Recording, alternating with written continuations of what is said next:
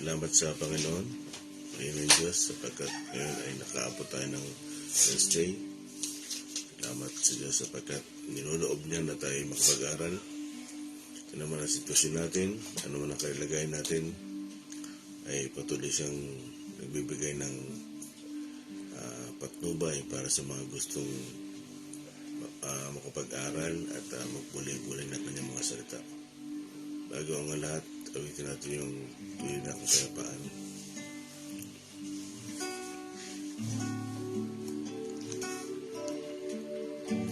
Panatag ang aking isipan, pagsubok man ay dumating, ang Diyos ang gumagabay sa isip ko't damdamin. Ang kanyang mga kamay aking gabay at patnubay, tanging sa piling niya lubos ang ligaya. Ano man kalagayan, isipin o problema, ilapit sa Kanya, tiyak ang tugon niya. Sa piling ng Panginoon, wala nang pag-aalala, at hindi na ako muling mangangamba. Ang tunay na kapayapaan sa Diyos ko lang natangkang panatag. Hallelujah. Panatag ang aking isipan, pagsubok man ay dumating, ang Diyos ang gumagabay sa isip ko damdamin. Ang kanyang mga kamay aking gabay at patnubay, tanging sa piling niya lubos ang ligaya. Ano man kalagayan, isipin o problema, ilapit sa Kanya, tiyak ang tugon niya. Yes, Lord, hallelujah. Sa piling ng Panginoon, wala nang pag-aalala, at hindi na ako muling mangangamba. Ang tunay na kapayapaan sa Diyos ko lang nakang sa piling. Hallelujah. Sa piling ng Panginoon, wala nang pag-aalala, at hindi na ako muling mangangamba. Ang tunay na kapayapaan sa Diyos ko lang nagkamtamang tunay na. Hallelujah. Ang tunay na kapayapaan sa Diyos ko lang nagkamtam. Minsan pa sa Diyos ko lang nakamtam. Sa Diyos ko lang, sa Diyos ko lang nakamtam. Hallelujah. Sa Diyos ko lang nakamtam. Glory, glory, hallelujah. Praise God. Hallelujah. Yes, Lord. Praise you, Jesus. Glory, hallelujah. praise your name, Jesus. We love you, Jesus. We love you, Holy Spirit. Hallelujah. Ama, magandang umaga po. Mahal po namin kayo. Salamat po sapagkat nasa piling nyo ang tunay na kapayapaan. Kayo po, Panginoong Jesus, ang tunay na kapayapaan. Hindi po namin makikita rito, Panginoon, sa mundong ito, ang tunay na kapayapaan. Kung hindi nasa inyo lamang po. Ama, salamat po sa oras na ito. Hayaan nyo, buksan niyo po ang aming mga isipan at puso. Ito pang lubos namin maunawaan at maintindihan, O Diyos. Ang mga nais niyong ituro sa amin. Tulungan niyo po ko na ito ay maituro. Inspire niyo po ako, Panginoon, na makapagsalita para po sa inyo. Palayan niyo umaga ito. Salamat po sa samantalang pagpapahinga. Salamat po sapagkat ibinabangon mo kami tuwing kami ay gigising. Salamat po sa pagkakataon na binigay niyo po sa amin. Muli kami ay patuloy na namang maghuwali-wali ng mga salita. Salamat po pagpahal mong oras na ito. Kayo maitaas, Panginoon. Wala po akong magagawa kung wala po kayo, Holy Spirit. Salamat po, Panginoon. Ito pong aming dalangin. Amen. Isang mapagpalang umaga po sa bawat isa, lalong higit po sa ating Panginoon. Kami po ay babati.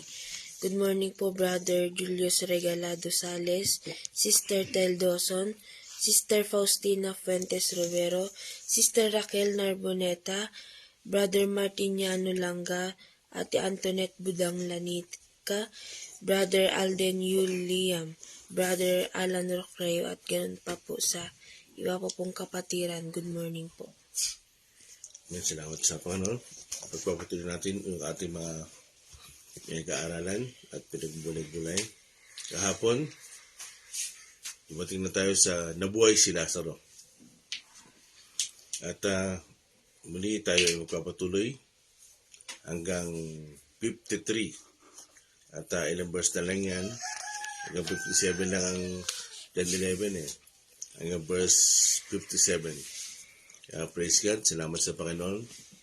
At malapit tayo John chapter 12. Praise God. Okay. Basahin natin yung ating text at topic. Magandang umaga po sa ating lahat. Ang topic po natin ngayon ay One Goal, Different Purpose. At ang text po natin ay nagmumula sa John 11:45 to 43 to 53. John 11:43 to 49. Pagkasabi nito ay sumigaw siya, Lazaro, lumabas ka. 44. Lumabas nga si Lazaro na nababalot ng telang panlibing, ang mga kamay at paa. May mga nakatakip ring tela sa muka. Inutos ni Jesus sa kanila, kalagan ninyo siya at nang makalaya. 45. Marami sa mga Hudyong dumalaw kina Maria ang nakakita sa ginawa ni Jesus at sumampalataya sila sa kanya. 46. Ngunit may ilan sa kanila na pumunta sa mga Pariseo at ibinalita ang ginawa ni Jesus. 47. Kaya tinipon ng mga punong pari at mga Pariseo ang mga kagawad ng Sanhedrin. Kanilang sinabi, ano ang gagawin natin? Gumagawa ng maraming himala ang taong ito. 48. Kung siya'y papabayaan nating magpatuloy sa kanyang mga ginagawa, maniniwala sa kanya ang lahat. Paparito ang mga Romano at wawasakin ang templo at pahihirapan ang ating bansa. 49. Ngunit ang isa sa kanila, si Caiphas, na siyang pinakapunong pari noon, ay nagsabi, wala kayong alam. Amen. Praise God. Bago ang lahat, Sister Cathy, pabukas nga ulit Lucas 16:22. I-recap lang natin.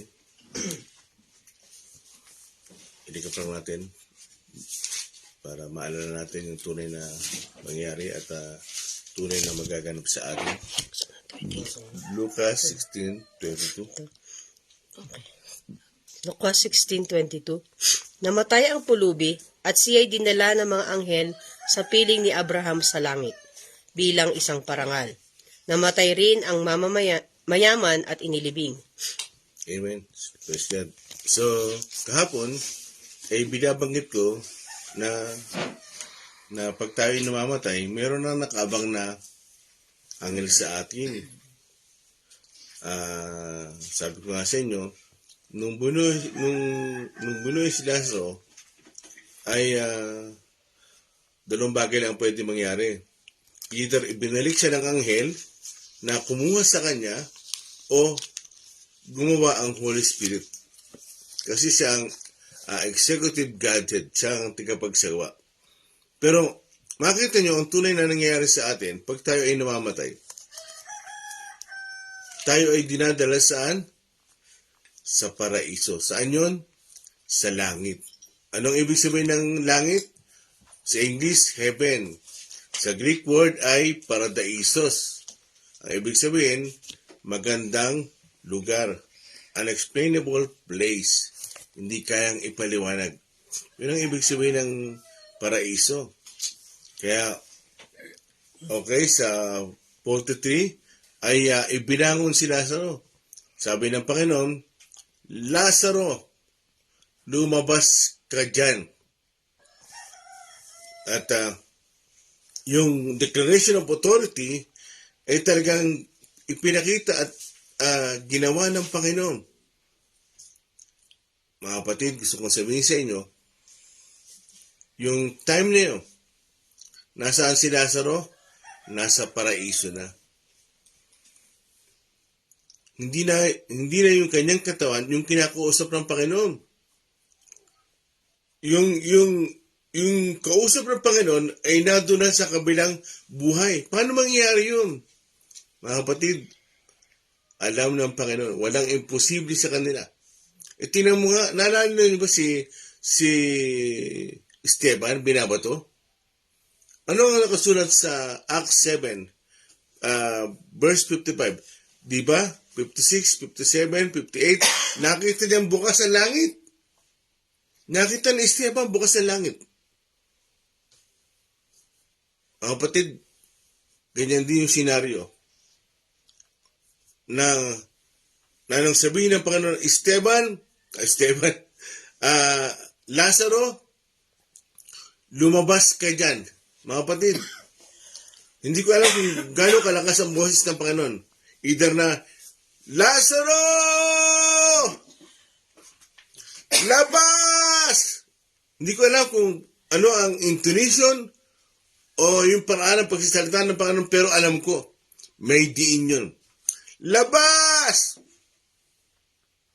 Mga kapatid, gusto kong sabihin sa inyo, hindi ang mga anghel, ulitin ko, hindi ang mga anghel ang nagdesisyon para ibalik si Lazaro sa kanyang katawan. At hindi rin si Lazaro ang nag-decide na bumalik siya sa kanyang katawan. Na, dali, babalik po na ako sa babalik ako sa lupa at magpaparamdam ako sa paro-paro. Mga kapatid, gusto ko sabihin sa inyo, yung mga ganong sitwasyon, hindi po totoo yun. Hindi po totoo na pag namatay, halimbawa, mahal nyo yung namatay, ay magpaparamdam. Hindi po totoo yun. Yun ay mga familiar spirit. Either na bad spirit, no? Yung mga familiar spirit. Kasi minsan, pag talagang mahal natin yung namamatay, ay sinasabi natin, magparamdam ka naman.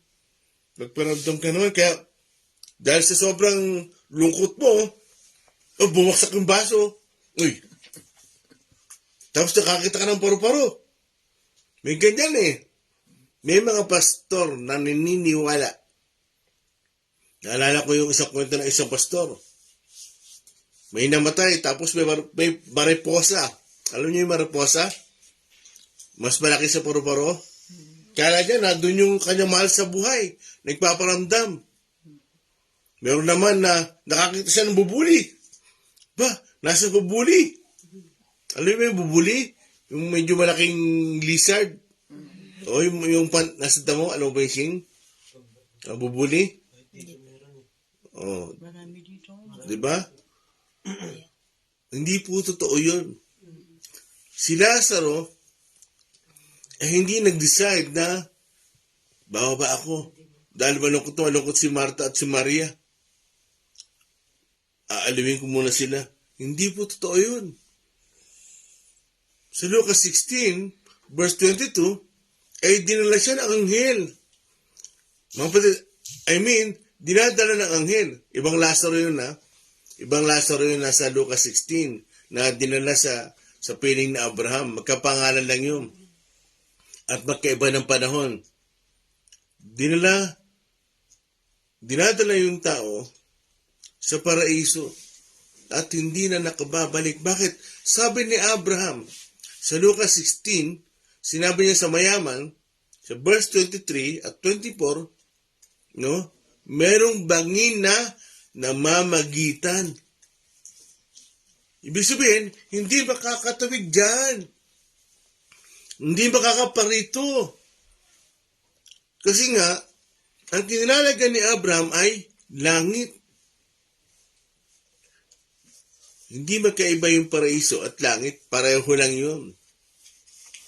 Ang Greek word ng heaven is paradaisos. Kaya, pareho lang yun. Nang ibig sabihin, ay hindi kayang ipaliwanag. A very peaceful place. At hindi daw makakatawid. Makakapunta sa kanilalagyan ng mayaman. Kaya, pwede natin i-establish ngayon na pag namamatay ang isang tao, hindi nagpaparamdam. Minsan binibila ko, kahapon yata o isang araw, lahat, kung ilan na yung mga namatay na kilala ko na malapit sa akin. Kulang pa ang aking mga daliri. Ba? Kukunti na lang pala. Dati ang saya namin, ngayon, ilan na lang pala yung mga buhay. Tanungin niyo mga kapatid, doon sa mga matatanda na, ilan na lang kayo? So, mga kapatid, so ibig sabihin, nung sinabi ng Panginoon, Lazaro, labas, ang nagdesisyon para bumalik si Lazaro sa kanyang katawan ay ang Diyos. Amen? Ang Diyos ang nagdesisyon. Bakit? Bubuhayin uli si Lazaro. Bubuhayin niya si Lazaro. Muli, sasabihin ko, ang Diyos ang nag-decide. Plano na ng Diyos talaga yung mga ganong himala. Amen?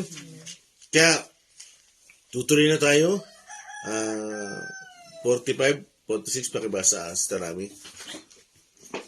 45. Ng John 11, marami sa mga Hudyong dumalaw kina Maria ang nakakita sa ginawa ni Jesus at sumampalataya sila sa kanya. Okay, doon na muna. So dito, given, nabuhay na si Lazaro. Pagkatapos kalagan, siyempre nakatali dahil ginawang mami. Marami nakakita. Kung i-imagine ko yung sitwasyon, tingnan nyo, tumayo si Lazaro, lumabas sa libingan, so kinakalagan unti-unti. Habang kinakalagan, maraming mga nakatingin. Yung mga usisero, maraming nanonood. At kitang-kita nila marahil na kinakalagan. Dahil lumabas si Lazaro. At nakita nilang nabuhay nga. Kaya 46-47 sa Rami. 46, ngunit may ilan sa kanila na pumunta sa mga Pariseyo at ibinalita ang ginawa ni Jesus. 47, kaya tinipon ng mga punong pari at mga Pariseyo ang mga kagawad ng Sanhedrin. Kanilang sinabi, ano ang gagawin natin? Gumagawa na maraming himala ang taong ito. So, anong gagawin natin? marami ng ginagawang himala ang Panginoon. Nagmi-meeting yung mga Pariseo at Saduceo. Nasa Sinedrin sila. Yung Sinedrin, yun ay isang lugar na pinagtitipunan. Problema yan. Kasi, pinakamatinding himala na nangyari ay yung merong namatay na nabuhay. Yan ang pinakamatindi. Very extreme yun, mga kapatid.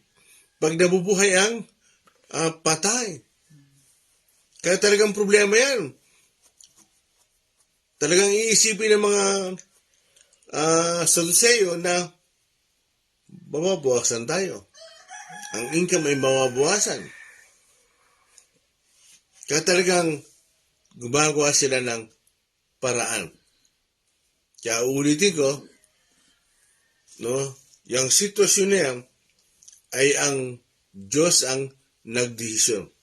At ginawa nga ng Panginoon na buhayin si Lazaro. Kagaya na sinabi si John 5:21. Anong sabi doon? Second sentence.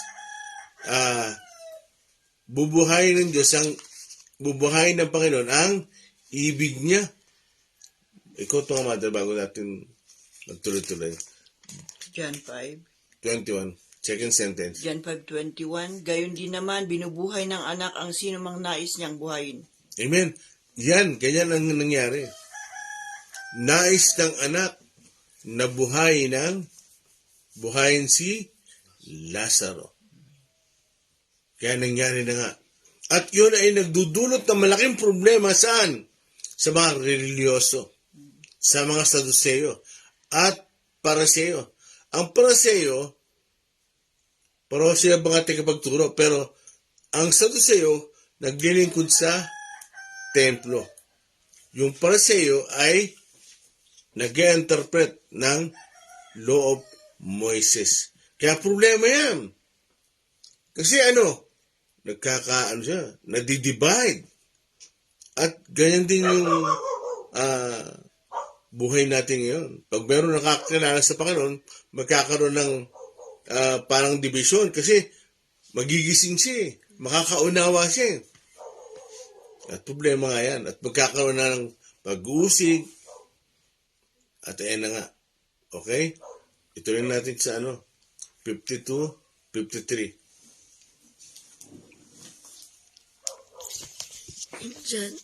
John 11, verse 50 to 53. Hindi ba ninyo naisip na mas mabuti sa atin na isang tao lamang ang mamatay alang-alang sa bayan kaysa mapahamak ang buong bansa?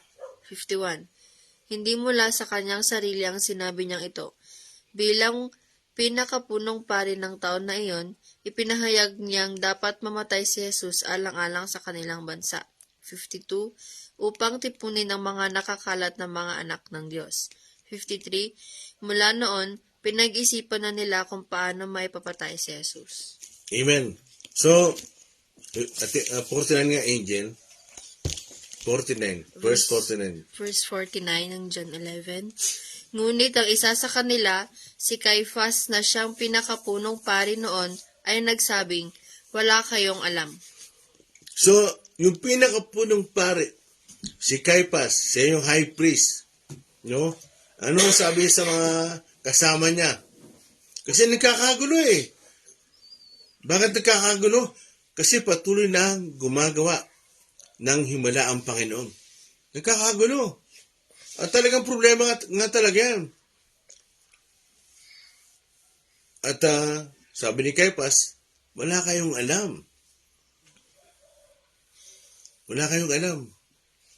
Dahil verse 50, sinabi pa ulit, 50. Hindi ba ninyo naiisip na mas mabuti sa atin na isang tao lamang ang mamatay alang-alang sa bayan kaysa mapahamak ang buong bansa? Tuloy, 51. Hindi mula sa kanyang sarili ang sinabi niyang ito. Bilang pinakapunong pari ng taon na iyon, ipinahayag niyang dapat mamatay si Jesus alang-alang sa kanilang bansa. Hindi alam ni Caiphas na nagsalita siya. Na ginamit yung kanyang bibig ng Diyos. Hindi nyo ba alam na dapat isang tao na lang ang mamatay kaysa tayong lahat? Kasi Ang kinakatakot ng mga Saduceo ay baka kirahin sila ng mga Romano kasi sila ay sakop ng Roman Empire. Dahil yung mga tao, yung mga Hudyo, ay talagang pag nakikita nilang gumagawa ka ng himala, aba, meron kang kakaibang galing. At pwede kang maging hari. Yun ang iniisip ng maraming tao. At problema yan. Dalawa ang problema nila. Una, mahati yung kanilang miyembro. Yung mga Hudyo.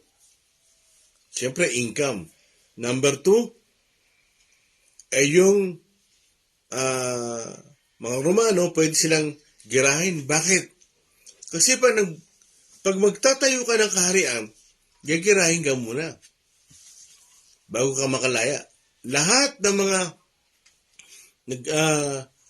nag-aaklas ay usually ginigera yan.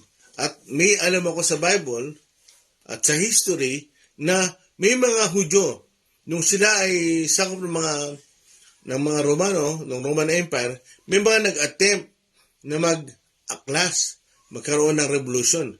Ikot po natin yung, bago tayo magtuloy-tuloy, sa Acts chapter 5, verse 34 to 39. Acts chapter 5, verse 34 to 39. 34? 29 to 34. Hindi, 34 to 39, mamaya pa yan. Acts chapter 5 verse 34, 34 to 39. 39. Sabi po dito, ngunit tumayo ang isa sa kanila na ang pangalan ay Gamaliel, isang pariseyong guro ng kautusan at iginagalang ng buong bayan. Iniutos niyang ilabas muna ang mga apostol. 35. At pagkatapos ay nagsalita, mga kababayan, isipin niyong mabuti ang gagawin ninyo sa mga taong ito. 36. Hindi pa nagtatagal mula nang lumitaw si Teudas na nagpanggap na isang dakilang pinuno at nakaakit ng may 400 tagasunod. Ngunit nang mapatay siya, nagkahiwa-hiwalay ang kanyang mga tauhan at nauwi sa wala ang kanilang kilusan. 37. Pagkatapos, lumitaw naman si Judas na taga Galilea noong panahon ng pagpapatala ng mga mamamayan at nakaakit din ito ng maraming tauhan. Nang mapatay siya, nagkahiwa-hiwalay din ang mga tagasunod niya. 38. Kaya't ganito ang payo ko. Huwag ninyong pakialaman ang mga taong ito. Hayaan ninyo sila. Kung ang kanilang plano o kilusan ay mula sa tao, ito'y kusang maglalaho. 39. Ngunit kung ito'y mula sa Diyos, hindi ninyo ito mahahadlangan at lilitaw pang kayo'y lumalaban sa Diyos. Amen. Okay. So, dyan, meron dalawang tao. Si Theodotus. Si Theodotus ay nagpapanggap na dakilang leader, dakilang pinuno. Ibang istorya nun. No? Parang first Messiah. Ito si Judas of Galilee, siya ang parang si Andres Bonifacio. Ayon sa history, ay pinipigilan niya yung mga Hudyo na magpasenso sa mga Romano. Gusto niya mag-aklas. Naalala niyo ba yung kay Andres Bonifacio? Pinunit yung mga sedula at itinapon. Ganyan yung kay Judas of Galilee. Gusto nila magrebelde sa mga Romano, pero hindi sila nagtagumpay. Bakit? Kasi hindi kalooban ng Diyos eh. Iba ang paraan ng Panginoon. Kaya, kung babalik tayo sa ating binubulay-bulay, no, may mga nag-attempt. At dyan ay takot ang mga Saduceo. Na pag nagkaroon tayo ng hari na itatayo o kinikilala, maaaring garahin tayo. At yan ang gusto ng mga Hudyo na nakakita ng himala na ginagawa ng Panginoon. Basahin natin sa John 6:14 to 15. Bilis niyo konti para umabot tayo sa oras. John chapter 6 verse 14 to 15. Nang makita ng mga tao ang himalang ginawa ni Jesus, sinabi nila, tunay na ito ang propetang paparito sa sanlibutan. 15. Nahalata ni Jesus na lalapit ang mga tao at pipilitin siyang gawing hari. Kaya umalis siyang muli at mag-isang umakyat sa bundok. Ang tingin ng mga Hudyo sa kanya ay ruling prophet. Pwede to. Pwedeng gawing hari to. Yung kaisipan ng mga Hudyo, habang nakikita lang gumagawa ng himala ang Panginoon, pwede maging hari. Alam niyo ba ang pwede magresulta yon ng gera? Katulad na nangyari ngayon sa Israel at Gaza sa Palestine. No? Yung Palestine kasi ay gustong solohin yung Gaza. Kaya ginera nila ang Israel. At ano nangyari? Ngayon, gera sa Israel. Kasi pag gusto mong humulay at gusto mong kunin itong lugar na ito para maakin mo siya, hindi madali. Magkakaroon ng gera. Noon pa yan. Kasi yung Palestine na kinikilala ngayon, yan yung mga tiga-Kanaan. Yung Kanaan, di ba? Ginera ng mga Israel, kaya nakuha nila yung lupang pangako. Yan yung noon pa magkalaban na. Kaya ngayon, nakilala silang Palestinian. Kaya, alis tayo doon. Balik tayo. So, yung mga Hudyo, na mga nakakita ng mga ginagawa ng Panginoon, ay talagang nagkakaroon sila ng mga problema. Lalo na yung mga Saduceo, yung mga Pariseo. Kasi yung mga leader Hindi maaari yan. Kailangan nilang isang tao na lang ang mamatay kaysa maraming mamamatay. Bakit? Gagirahin sila Pakiulit po nga sa 50, sa rami. Verse 50. 49, 50, 51. John 11:49. Ngunit ang isa sa kanila, si Caiaphas na siyang pinakapunong pari noon, ay nagsabing, wala kayong alam. 50. Hindi ba ninyo naiisip na mas mabuti sa atin na isang tao lamang mamatay alang-alang sa bayan kaysa mapahamak ang buong bansa? Okay. So dito, tuloy mo. Verse 51, hindi mula sa kanyang sarili ang sinabi niyang ito. Bilang pinakapunong pari ng taong iyon, ipinahayag niyang dapat mamatay si Jesus alang-alang sa kanilang bansa. Tuloy. 52, upang tipunin ang mga nakakalat na mga anak ng Diyos. Amen. So, si Caiaphas, hindi niya alam yung kanyang bibig ay ginamitan ng Diyos. Bakit? Kasi yung Diyos, ang Ama, gusto niya rin mamatay ang Panginoong Yesus para sa mga tao, para sa mga kaluluwa ng tao. Hindi niya alam. Kasi, ang gusto naman ng mga Pariseo, mamatay din ang Panginoon.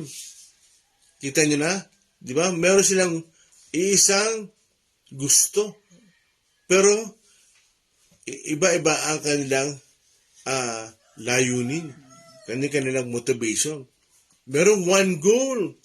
Pero iba-iba ang mga gusto. Bakit? Etong mga Saduceo at Pariseo, gusto nilang mamatay ang Panginoon kasi hadlang sa landas nila. Una, yung mga Hudyo ay nahati. Pangalawa, kinakabahan sila, baka girahin sila ng mga Romano. Yun ang problema nila. Puro pang sarili. Pang sarili lang. Kaya gusto nilang mawala sa landas nila ang Panginoon. Pero ang Diyos Ama, gusto niya rin mamatay ang Panginoon. Para kanino? Para sa mga kaluluwa ng mga tao. Talagang, kaya nagparito ang Panginoon, may layunin siya. Di ba sabi ni John the Baptist sa John 1:29? John 1:29, ito ang kordero ng Diyos na nag-aalis sa kasalanan ng sanlibutan. Para mag-alis ka ng kasalanan ng sanlibutan, kailangan ay dumanak ang dugo mo. Kailangan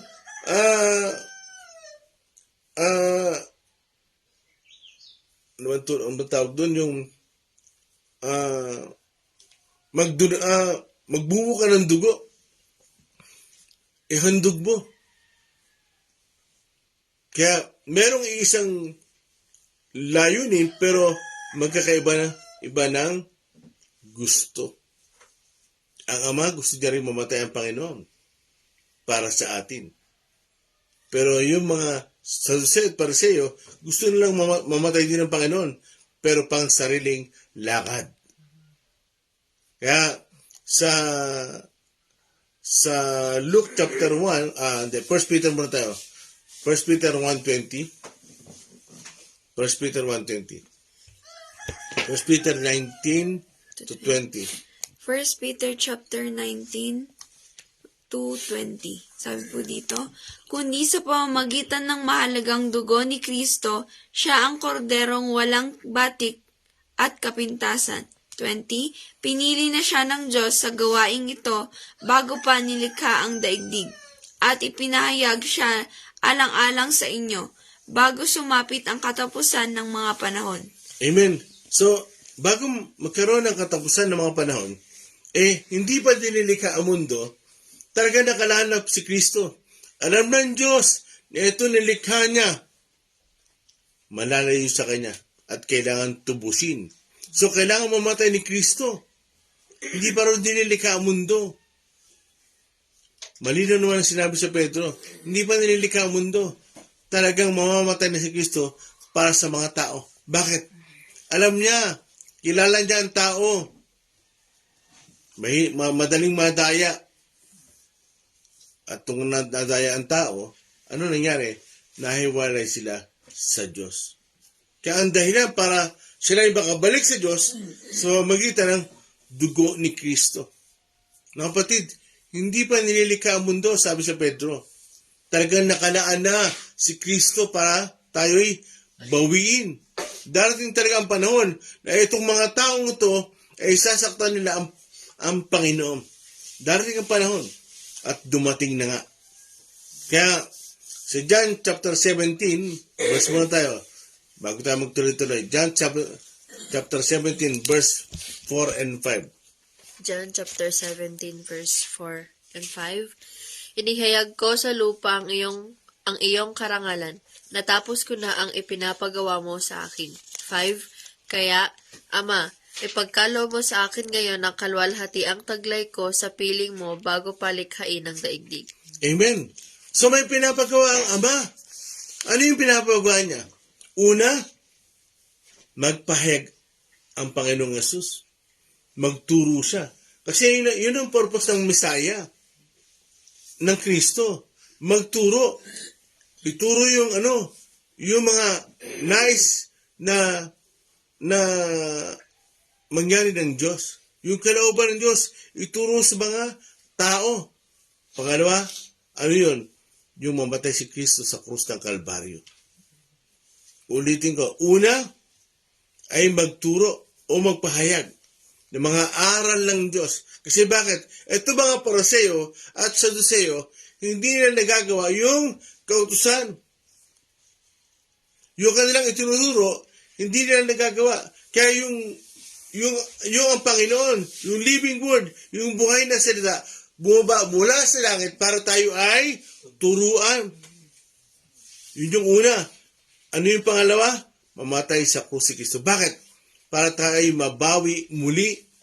Para tayo ay matubos. Kaya, sabi ko nga sa inyo, isang layunin, one goal.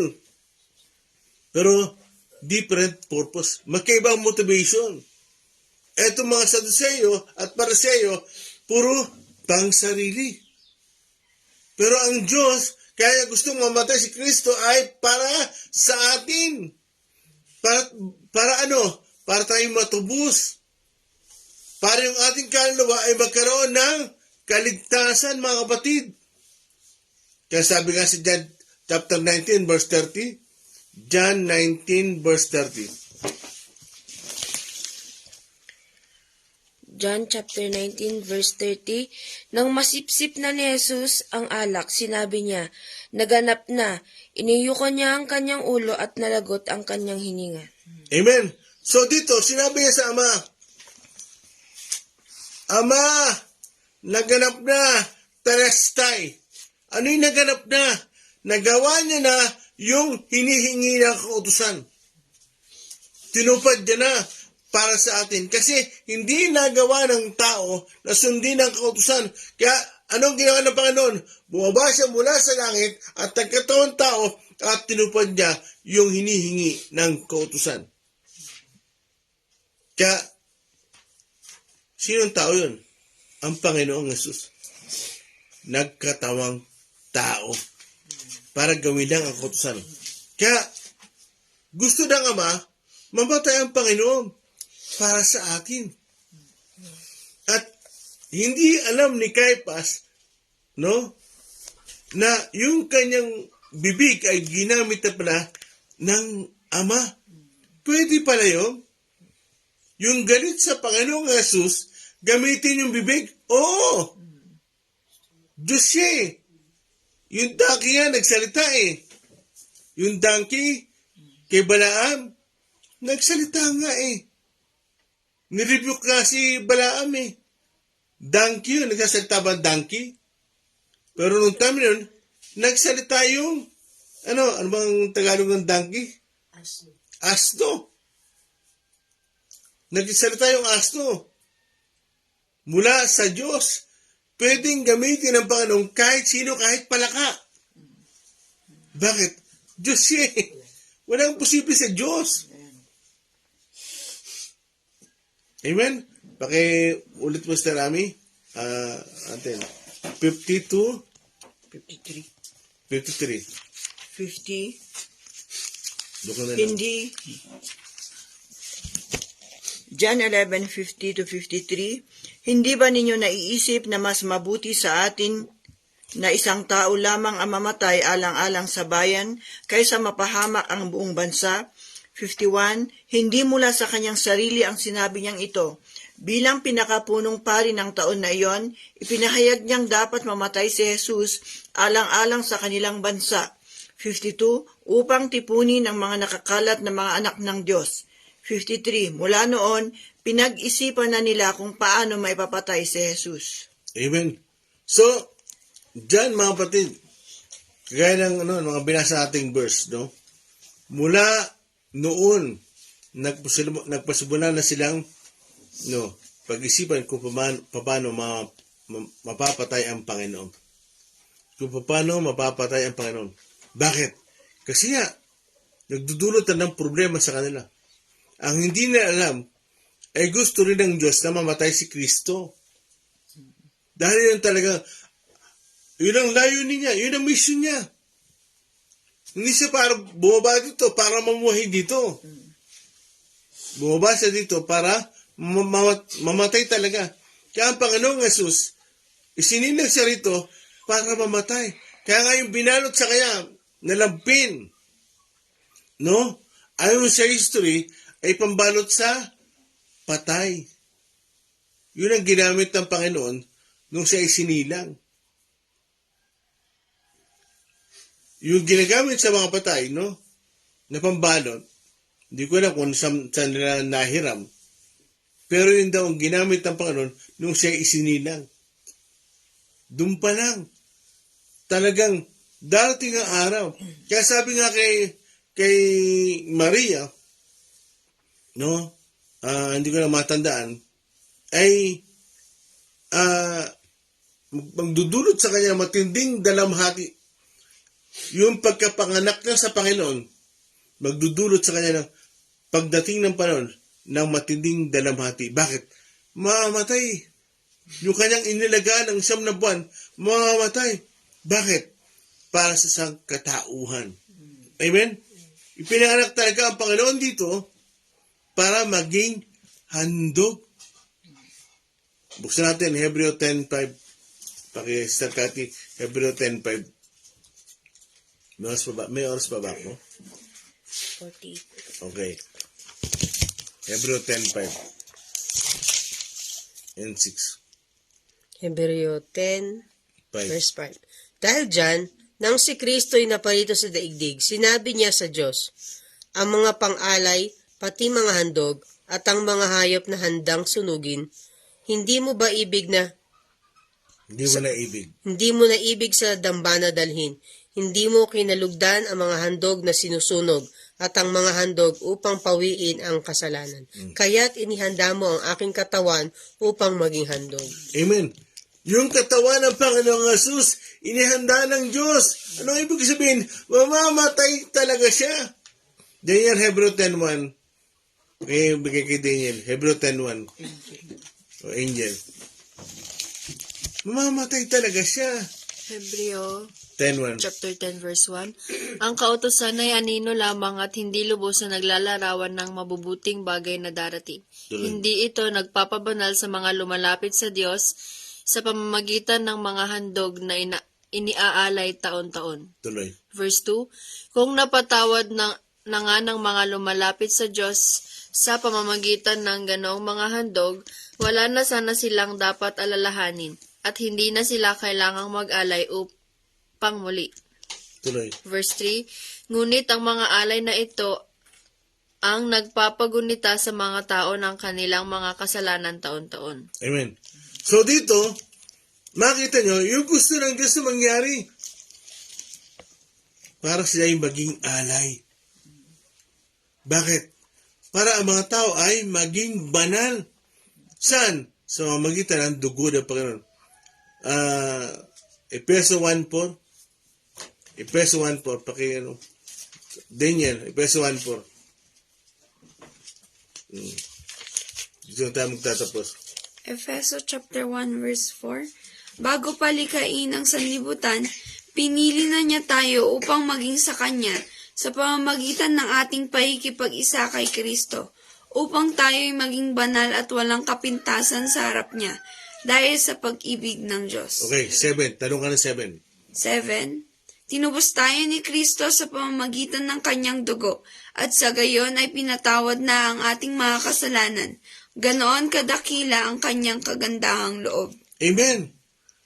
Kaya, mga kapatid, yan ang layunin ng Diyos para tayo ay matubos. Para mabawi tayo. Kaya, sabi sa Acts chapter 5, last na lang, Acts 5:29 to 31. Acts chapter 5 verse 25. 29.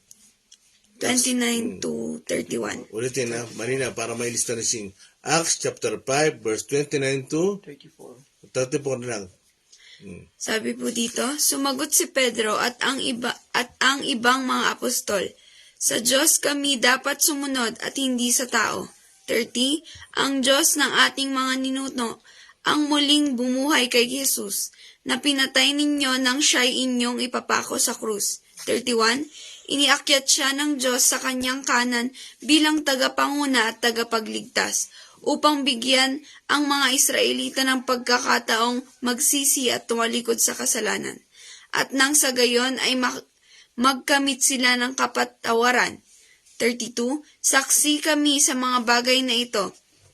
Ipapatay yung mga apostol. Kaya sinabi ni Pedro, sa kanyang pangaral, ang nagpapatay sa Panginoong Yesus, mga Hudyo. Sila nagpapatay sa Panginoong Yesus. Hindi nila alam. Ilayunin din ng Diyos na mamatay ang Panginoong Yesus. Kaya sabi diyan, para ano raw? Ang mga Israelita ay magkaroon ng kapatawaran.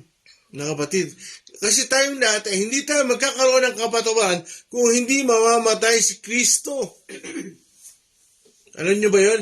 Pag hindi namatay ang Panginoong Yesus at hindi siya naging handog, anong sabi ni John the Baptist? Nung papalapit ang Panginoon, John 1:29, nung papalapit ang Panginoon Yesus, narito ang kordero ng Diyos. Ano ibig sabihin? Narito ang handog ng Diyos na nag-aalis sa kasalanan ng sanlibutan. Ibig sabihin, ang Diyos ang naghandog sa sarili niya para sa ikapapatawad natin. Yun ang layunin ng Diyos. Mamatay si Kristo. At layunin naman ng mga Pariseo at Saduceo, mamatay din si Kristo para sa kanilang sariling lakad. Bakit? Hadlang eh.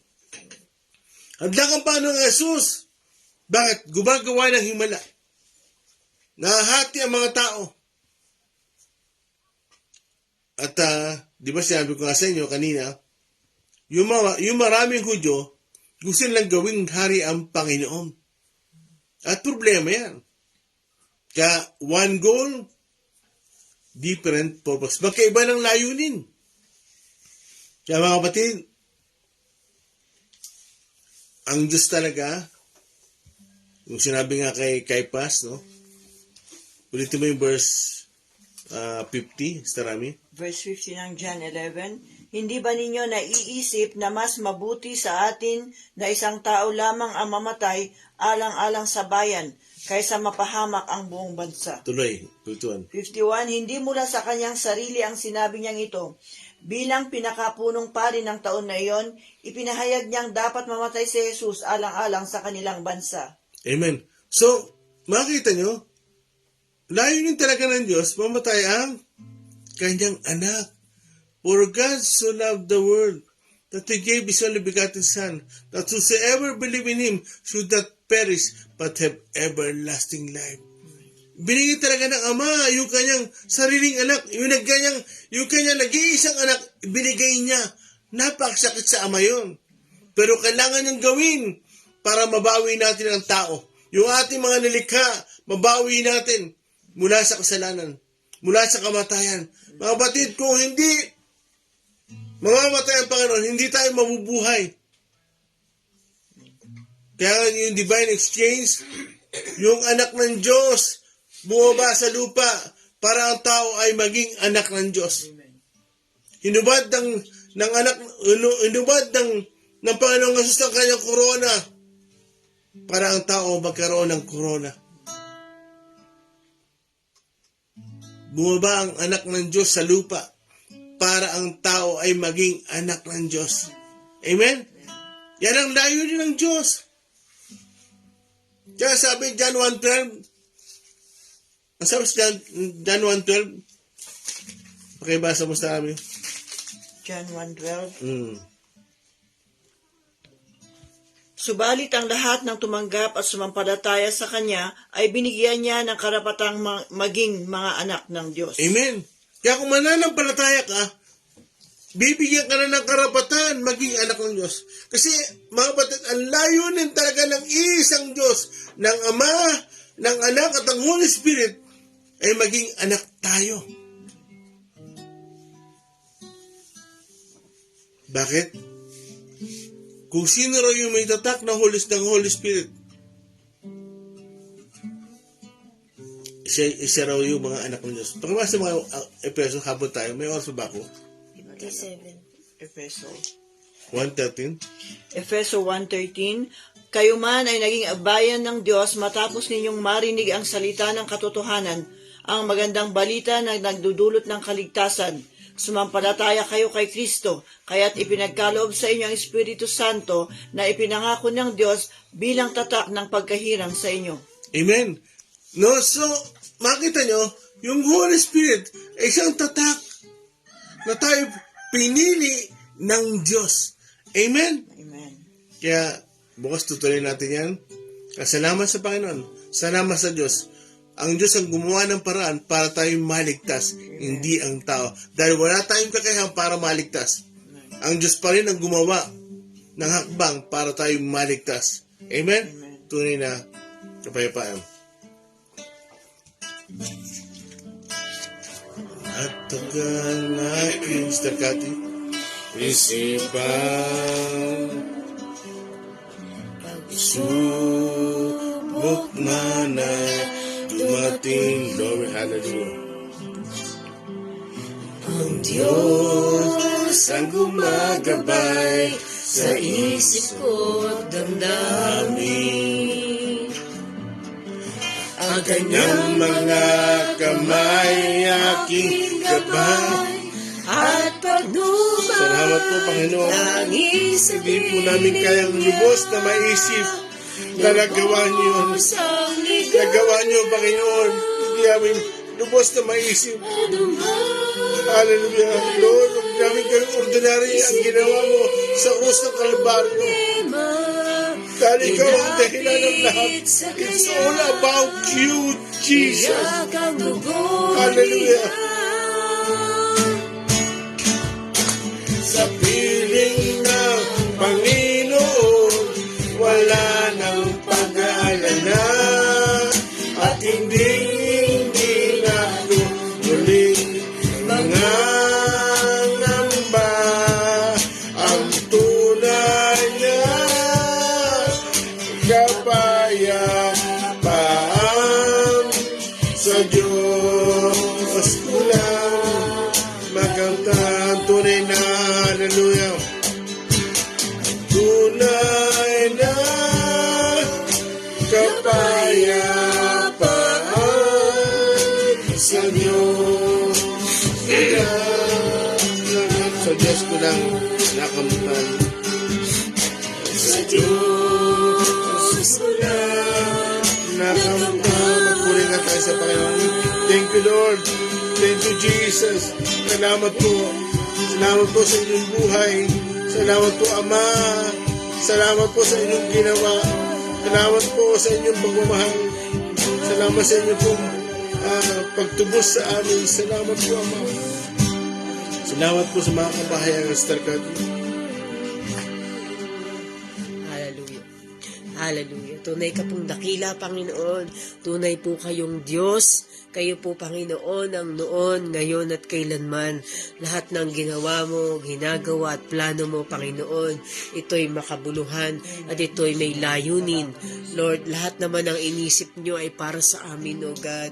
Salamat sa inyo, Panginoon. Patawarin nyo kami na lagi na lang hindi ka namin naiisip. Kami nakakalimot, Panginoon. Tulungan nyo kami, O God, na maging kagaya nyo po at makasunod sa nais ninyo. Pag-alabin nyo ang aming mga puso, Panginoon. Tulungan nyo kaming lumapit sa inyo. Hindi po namin ito magagawa nang wala kayo, Panginoon. Salamat sa inyo, O God. Salamat sa inyo. Hallelujah, hallelujah. Thank you, Jesus. Thank you, Jesus. Salamat, O God, sa gabay nyo sa bawat isa sa maghapong ito. Angkin po namin ang mayaman yung basbas, pagpapala, at gabay sa amin, O God. Sa inyo pong papuri at pasasalamat. Amen. Salamat po at nakasama namin kayong umaga at magandang umaga po sa inyong lahat. Teacher Pimentel, Sister Chrysel, Josefina Lumapad, Mario Mongcal Jr., Len de Paz Reyes, Fernand Rayo, Samantha Francesca, Ivan Kier Tataro Castro, William Villacorta, Emma Nogaliza, Anita Katembong, Lilay Uwal, good morning sa inyo po. Mary Chris Claudio, Rochelle Nopre, Nora Santos, Oliver Martinez. Good morning po, tapat po ang Diyos.